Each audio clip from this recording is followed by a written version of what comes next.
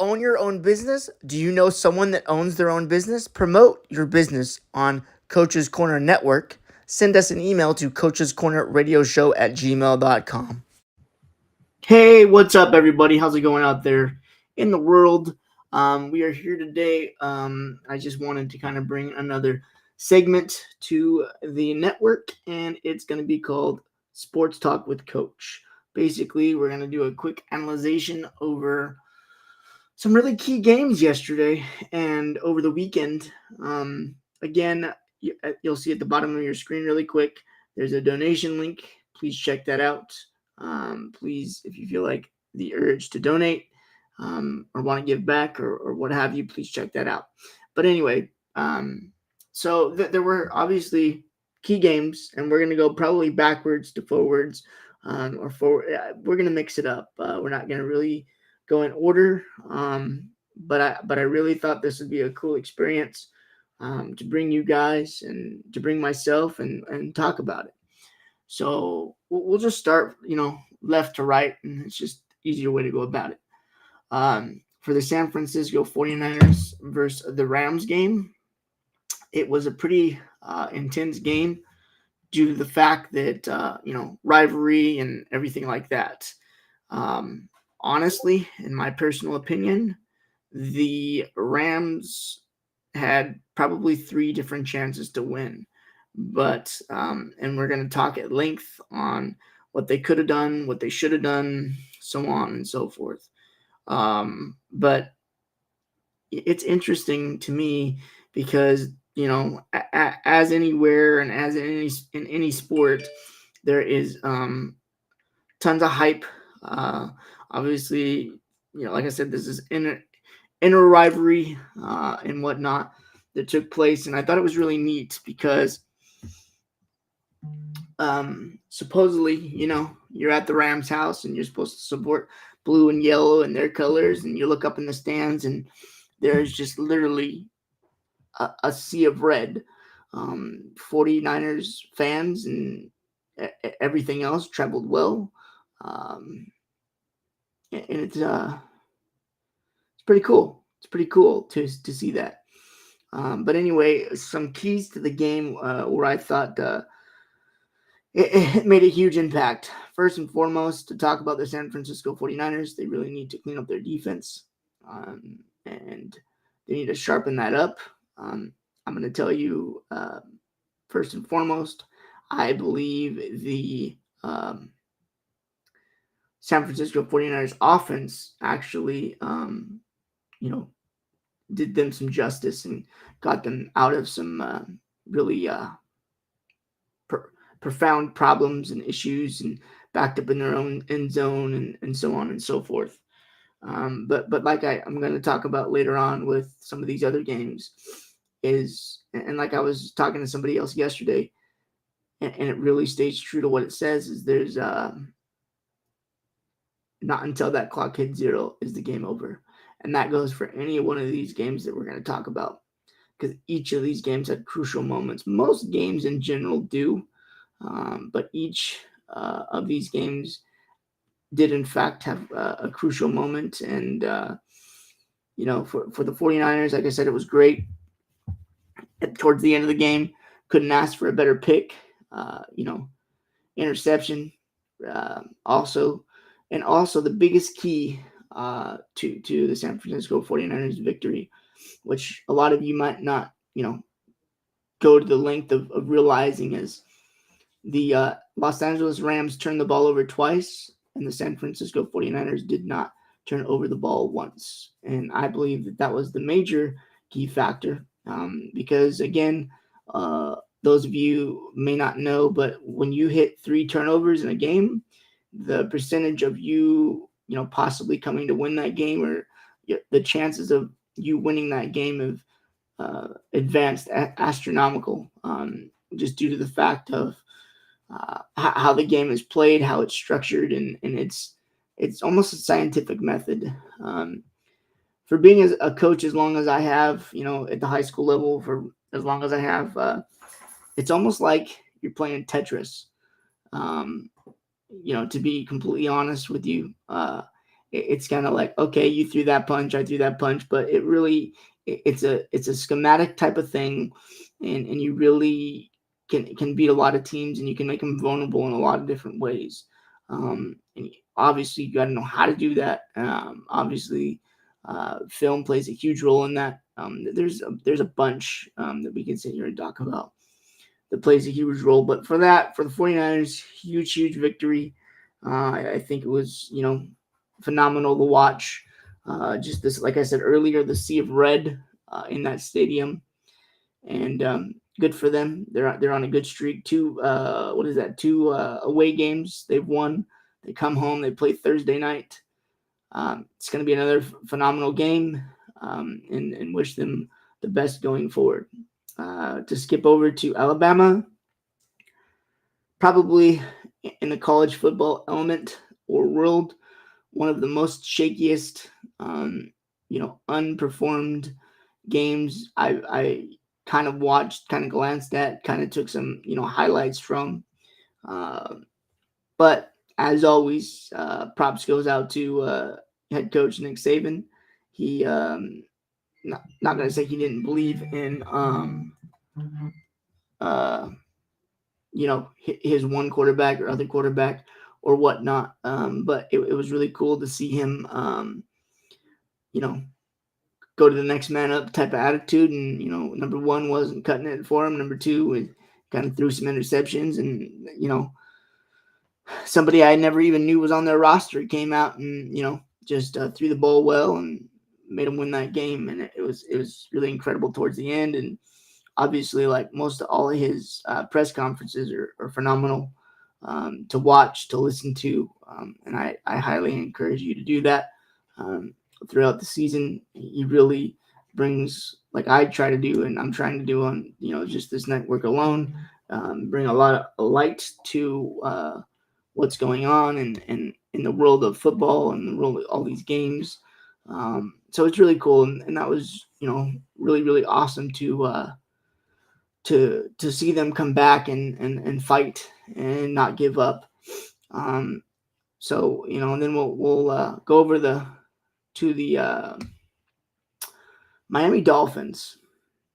This was an interesting game, just for the simple fact of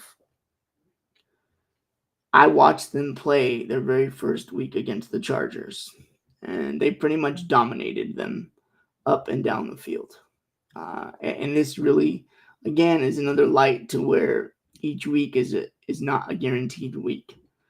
Do I want to say they almost lost that game that they played this last week? Nah, not really. Momentum-wise, they had it. Obviously, I think their offense is very proficient. It's very consistent. Tua Tagovailoa came back from all those concussions and has really made his impact at quarterback as he did at Alabama as well. But I think it's really cool that, and some of you may have heard and some of you may not have heard, but he is taking, I think, Taekwondo on a regular basis to kind of figure out and learn how to avoid some of those contacts of concussions and so on and so forth. So it was really neat to watch him, and continue to watch him develop into an NFL quarterback. And the biggest thing for the Dolphins, obviously to their benefit, but for other teams to, consider is, like I saw with the Chargers, don't leave any time on the clock. If you leave a minute plus on the clock, it's not necessarily over, especially in the NFL. But then you get into college and stuff like that, and it still can happen. So it was really cool to, again, see him develop, watch his team develop around him. He really does have trust in his line. I think, personally, the defensive line needs to clean themselves up a little bit. I think that they missed some key opportunities and key moments to help him out a little bit. But again, what I want to tell you is that people don't understand that there's 3 phases to the game: offense, defense, and special teams. Special teams is 1/3 of the game. Okay.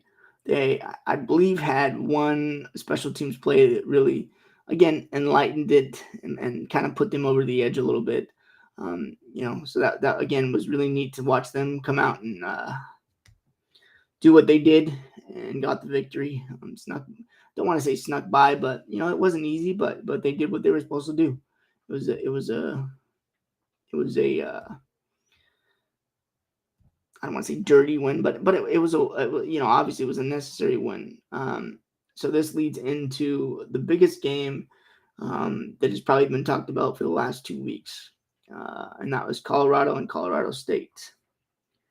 First and foremost, and there's a lot I could talk about here, and I don't want to continue to run on and continue to say stuff that you guys don't know and you may not know, but if you're going to open your mouth as the Colorado State coach and you're going to light a fire and again, I get it, rivalry, you're trying to bring stuff, and but don't talk about people, don't do that. And it's in the past, it's already done. We saw who won and all that stuff, but just win with class is the biggest thing. Win with class, win with dignity. And I'm gonna tell you straight up, karma's a bitch because it came back to bite Colorado State in the ass. It really did. And so for that and for what Colorado is doing, and the reason they are where they are is because they believe and they trust the process, and they're visualizing success. And unfortunately, the people outside, and this happens with anything in life, people do not like other people or other organizations or other programs when they are successful. Again, some of these similar opportunities and experiences I've witnessed, I've been a part of, I've done, so similar experiences. And people are going to continue to be jealous. People are going to continue to talk their shit. People are going to continue to, enlighten and then love them, but at the same time, you're gonna rip them apart. Number 3, number 4 is again with all that outside talk of what they did, and if you don't know what they did, also by the way, I want to throw this in there really quick. What they did to Travis Hunter. My question to everyone out there is, why the heck did he not get ejected? Why the heck did he not get suspended? Why the heck did he not get thrown out of the game? Why the heck, stuff like that. I have not seen an apology come out on any social media platform, of his actions. And I'm going to tell you straight up and down, that type of action comes from the coach. You it's like I've always said, you practice how you play. Your coach is an influence of what his team wants going to be. Colorado State is a dirty team. Never really had respect from them in the beginning, but that is just enhanced, and now it is where it is because of what they did. They don't want to take responsibility for their actions. They think that their football lives and shit doesn't stink, but it's going to come back. It's going to come back and it's going to haunt them. And, of course, they're going to continue to play games and, not get a suspension or whatever. But I'm going to tell you, in the NFL, if the NFL did that or something along those lines, there would have been penalties. There would have been this or there would have been that. But there wasn't. So I think after this incident, college football, again, is going to be under the microscope of how to do this or slow this down or take this away or take that away, because after incidents like this, first and foremost, obviously it's about the health of the athlete and the organization and everybody else around them. But obviously in that instance, props to all of them for stepping up and supporting their brother, getting him off the field, getting him the care that he needs. And he's probably home by now, but I think something came out that it was a torn liver or sliced his liver or something like that. So, again, props to his team and his support staff, and, just believing and trusting in him, and, did what he was supposed to do. And again, Colorado in general got the job done. Great victory by them and whatnot. So it's really, it's not, I don't want to say it's sad, but it's really sad because teams like Colorado State are the reason why the sports world is so heightened on, football's scary, football that, yeah, it's scary because of shit like that. But, honestly, people always tell me, well, aren't you scared for players that play? No, not necessarily. One, because they sign on the dotted line. It's just like the instance if a person was going to sign up for the military or anything like that. You sign on the dotted line, you kind of know what you're getting yourself into. Will I feel bad for them if they get hurt? Absolutely. Will I feel, guilty if something happens to them? Yeah, absolutely. But at the same time, it's a business. This game is a business. And if you don't carry yourself and treat the fact that this is a business, you have no respect for yourself, let alone you have no respect for the game. And a lot of these coaches and a lot of these players who aren't checked early on from the get go, um, it comes back to haunt you in a lot of different ways. You have to respect yourself first and foremost, and then you have to respect the game and what you play for. And again, we'll go back to Colorado really quick. Is they're not really playing for themselves. They're playing for, just their coach. They love their coach. They have passion for their coach. And so many people ask me time and time again, over and over and over again, how do you get your kids, how do you get your players to win? I can't physically tell you. I've always said to whoever's told me that, come watch a practice. I'm a high believer in you practice how you play how you practice. Again, if you don't understand that philosophy and you don't know how to operate under those circumstances, it's going to be very hard to be successful and to continue this winning that Colorado is doing. But again, they accepted the hype, they accepted the challenge, they bought into the system, they trust the process. You could sit here and repeat it, but that is what's going on. That is what's going on. There's a team I didn't throw up here that I want to briefly mention real quick is the New England Patriots. In that instance, on that, I think it was last play, or he was returning it and he flickered it back to the other lineman to go across the first down marker. For the officials' standpoint, why didn't they bring out the chains? Why did they just stop the game and say, "Oh, it's fourth down"? Close calls like that, isn't that what the chains are for? Well, I personally, from the vantage point I got to see, it sure looked like a first down to me. And again, I don't know why it wasn't called a first down, and that's for the other people to discuss and talk about. But that game in that moment is going to be something in the next several weeks of what if this, what if that, and it's unfortunate that these officials. Really truthfully have such a big role in these games. And I know they have to be, they have to facilitate it and, keep it somewhat organized and everything else. But it just really, it was really appalling to me why, you have two sets of chains on your sideline and you don't even think to bring them out. And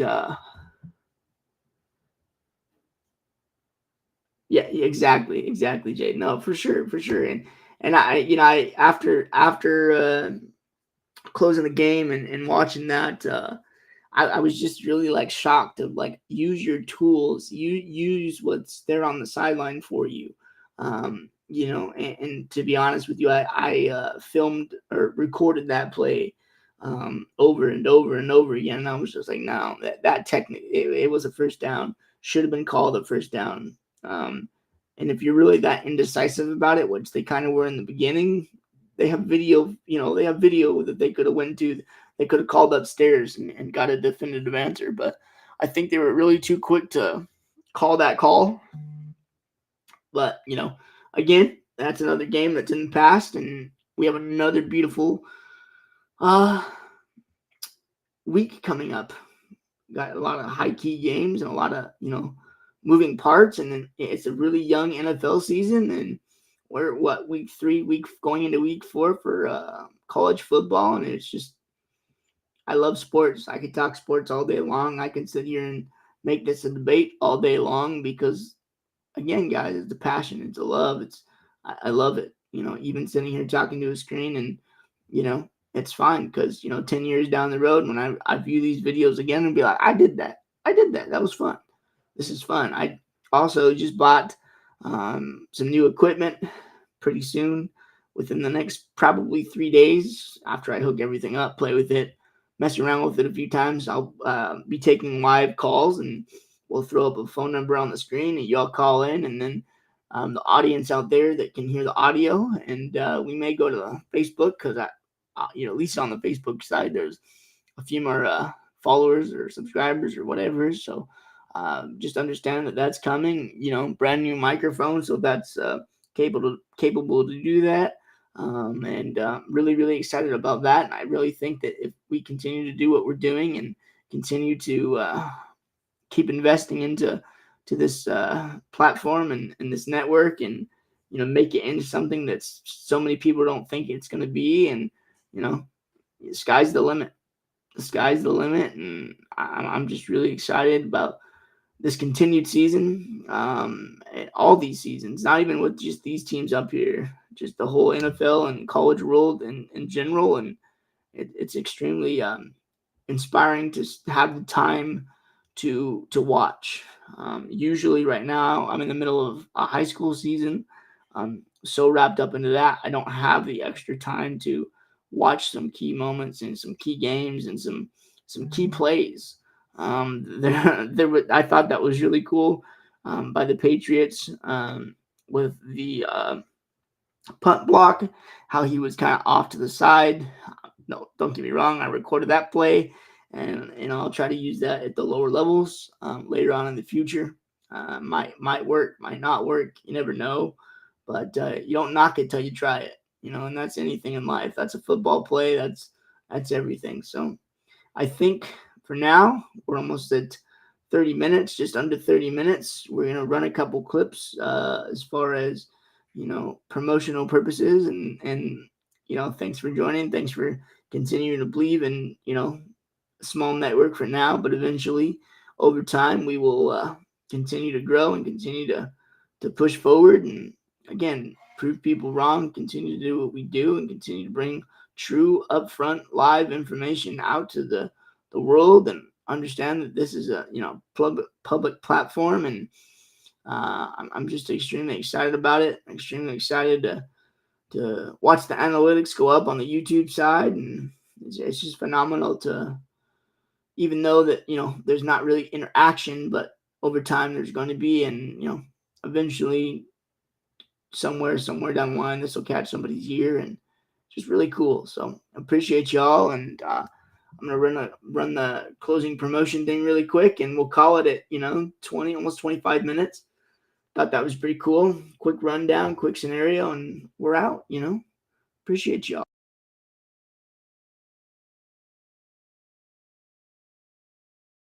Own your own business? Do you know someone that owns their own business? Promote your business on Coach's Corner Network. Send us an email to coachescornerradioshow@gmail.com.